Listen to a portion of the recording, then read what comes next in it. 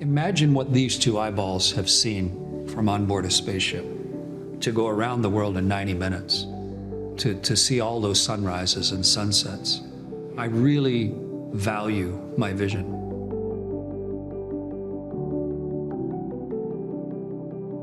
I'm Naomi Barber, and today I'm here with Commander Chris Hadfield, and we're talking about eye health. Chris, thanks so much for being here. My pleasure. Chris, there are millions of questions I'd love to ask you, but let's begin with this. If you take yourself back to your space expeditions, what was the most incredible sight you saw? My whole life I dreamed of doing a spacewalk. And the actual day where I opened up the hatch wearing my spacesuit and pulled myself out into the universe, it's as if you were in this small dark room and then suddenly you're at the top of Mount Everest. The juxtaposition is so staggering. The visual onslaught of the beauty of the world. It's much more textured and nuanced and multicolored than you might expect. And it's moving so quickly because of your speed. But then when you look the other direction, you are in the eternity, the endless black velvet of the universe itself. And that stupefyingly beautiful place, that visually rich environment, that moment is better than that little boy dreamed it would be. In your space career, what has been your proudest moment? For me, I feel the greatest sense of pride when I'm doing something really difficult. I'm doing it to the best of my ability, and it's serving a purpose. And so to be the first Canadian to walk in space, literally I opened the hatch, but what I was really doing was opening a door that had never been opened for a Canadian before, to go outside into the universe alone. There's a tremendous sense of pride in helping open a door for other people to do things that used to be impossible. Outside of your space career, what has been your proudest moment? My wife and I met in high school. We've known each other pretty much our entire adult lives, and we're lucky enough to have 3 children. And one of the most significant moments is I was lucky enough to be in the delivery room, not being particularly helpful, but doing my best to help my wife for the birth of each of our 3 children and the creation of life. The whole magical process of being the parent of another human being and being there right at the delivery. There's a great sense of wonder and fear, but also pride. Momentous occasions, yeah. You're retired from space travel now. Maybe, we'll see. Never say never, but we'll see. Anything is possible. Yeah. What interests you now? What do you do with your time? The most important question that you ever have is, what am I going to do next? Because you can't change the things you've done in the past. And the dreams you have, they're just sort of like the menu you're picking from. But what you actually control is, what am I going to do next? And so having flown in space 3 times, I now have sort of a new menu to pick from. And I'm intensely curious about how things work. And I've built all of this experience to have the ability to fly in space. But now I want to challenge myself every day. I want to learn new things. I want to be looking forward to what's going to happen today. And I want to be contributing to things not only that teach me, but that are useful to other people as well. So how can I be part of bigger organizations that are as beneficial to as many people as possible? That's what drives the rhythm of each of my days now. Why did you choose to partner with Specsavers? I'm a big believer in using technology to better understand the world and improve the quality of your own life.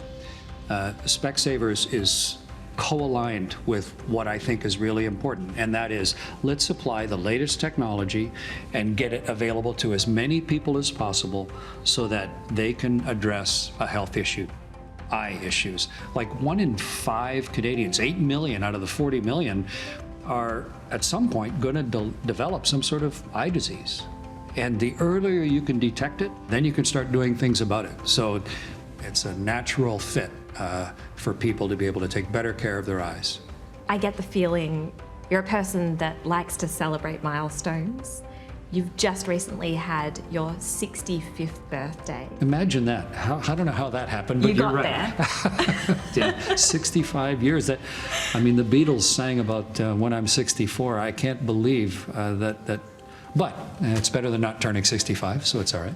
Absolutely. And what does turning 65 mean to you?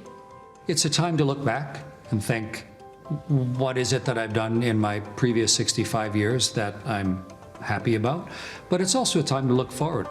I don't want life to diminish. I don't want the fact that I'm now at this number, 65, retirement age or whatever. I don't want that to mean that somehow there's a winding down of life. I want to stay healthy. I want to keep all 5 senses working properly. And I want to constantly be building new opportunities based on all the things that have brought me to this age. So it's a good day to celebrate and to take stock, but mostly look forwards and to the other things that I'm going to do next. 65 is it's actually a really pivotal age in the eye health world. In many provinces across Canada, this is the time where provincial insurance starts to cover eye exams, partially or fully. And optometrists are really keyed in to the age of 65. It is around about the time the evidence shows that progression of some of the major eye conditions, things like glaucoma, macular degeneration, really starts to accelerate if it is going to happen. And so we recommend yearly eye exams.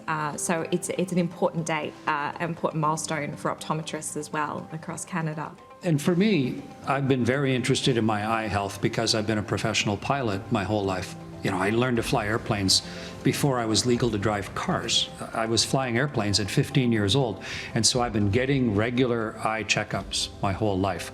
But it's just made me maybe more aware than most Canadians of how important vision is for my professions, but also that it's just one other health thing that can be measured and that you need to personally take care of. So yeah, part of turning 65 is a lot of candles on the cake, and part of turning 65 is, okay, what are the health things that I should be thinking about now at this stage of life? Interestingly, 1 in 5 Canadians actually aren't really aware of their family history when it comes to eye health. How do you see others' relationship with eye health, people around you? Because vision has been so important to my career as a pilot and as an astronaut, I definitely don't take vision for granted. And so as I get my annual physicals and as I talk to my wife about her health and our children about their health and my friends as well, it's good to reinforce to people that you can't just take it all for granted.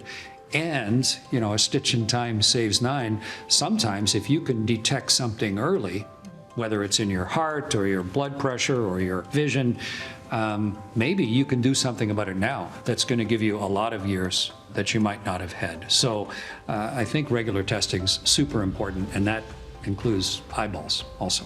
What advice do you have for those around about your age with regards to their eye health and how they keep on top of preventative eye care? Imagine what these 2 eyeballs have seen from on board a spaceship, to go around the world in 90 minutes, to see all those sunrises and sunsets. I really value my vision.